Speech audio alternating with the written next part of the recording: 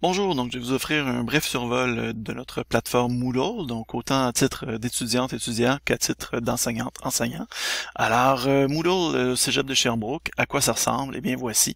Donc premièrement, vous avez évidemment au centre l'ensemble des cours. À droite, on obtient lorsqu'on est authentifié les utilisateurs en ligne, et à gauche, ce sont les blocs d'administration, pardon.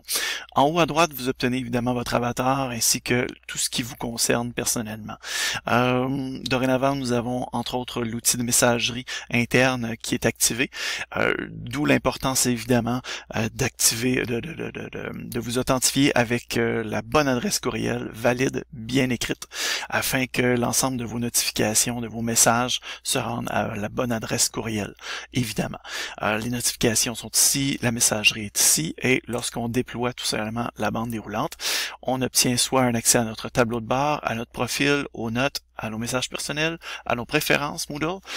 On peut évidemment se déconnecter, et également on peut à tout moment prendre le rôle d'un autre, un rôle subalterne, si on peut dire. Donc, à titre d'enseignant-enseignante, alors on peut prendre le rôle d'étudiant-étudiante.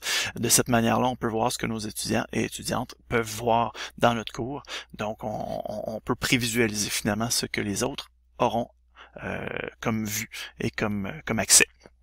Donc voilà qui est ça pour ce qui est d'en haut à droite. Par la suite, au centre évidemment, nous avons l'ensemble des cours. Donc lorsqu'on déroule, il y a des cours en gris, des cours en bleu. Lorsque ce sont des cours en bleu, c'est qu'ils sont visibles à l'ensemble de la communauté. Lorsqu'ils sont en gris, c'est que nous y avons accès au niveau de l'édition, mais ils ne sont pas visibles à la communauté. Dans mon cas, évidemment, ils sont tous accessibles puisque je suis l'administrateur, mais sinon, à titre d'enseignante, enseignant, manager d'un cours, alors dans ce cas-là, vous avez accès aux cours gris qui vous sont déjà attribués, mais vous n'aurez évidemment pas accès aux autres cours en gris. Vous ne verrez pas en fait les cours en gris qui ne vous sont pas attribués. Voilà qui est ça pour ce qui est des cours.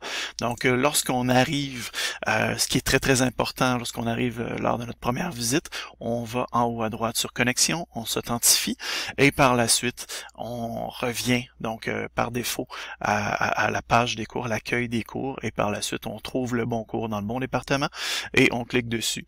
Lorsqu'il s'agit du premier accès à ce cours-là, alors vous cliquez dessus, et si vous êtes étudiant, étudiante, vous entrez tout simplement ensuite le code d'accès que vous est demandé. Si vous êtes enseignant, enseignante, alors vous me demandez tout simplement la création d'un cours, vous en faites la demande directement sur Moodle, et par la suite, lorsqu'on vous l'a attribué, vous y aurez accès directement. Sur votre gauche, vous avez les blocs. Donc, les blocs sont évidemment modifiables. Vous pouvez les changer de place, vous pouvez en supprimer, vous pouvez en ajouter certains, particulièrement lorsque vous êtes manager. Donc, dans votre cours que vous gérez, vous pouvez ajouter des blocs, en supprimer, etc. Ça, il n'y a aucun problème. Donc, complètement dans le bas, lorsque vous êtes dans votre cours que vous gérez, vous pouvez trouver des nouveaux blocs et les en modifier sans problème. Donc, vous avez évidemment la navigation, le bloc principal, où on vous suggère entre autres aussi une adresse courriel d'urgence si vous avez des pépins. Par la suite, le bloc navigation, qui vous donne entre autres accès à l'onglet Mes cours. Donc, vous avez entre autres accès à votre tableau de bord, et vous avez l'accès à l'ensemble de vos cours auxquels vous êtes déjà inscrit ou inscrite, ou que vous gérez déjà. Donc, voilà. Alors, vous pouvez aller directement dans ces cours-là. Alors, lorsque vous avez entré pour la première fois une clé d'auto-inscription, par exemple, eh bien, le cours viendra s'ajouter dans votre onglet Mes cours, et vous n'aurez plus par la suite à le retrouver là-dedans. Vous allez directement dans Mes cours et vous y allez directement. Donc, par la suite, vous avez le bloc administration. Lorsqu'on est étudiant dans un cours, bien évidemment, le bloc administration ne sert pas à grand-chose. Il n'y a pas autant d'options.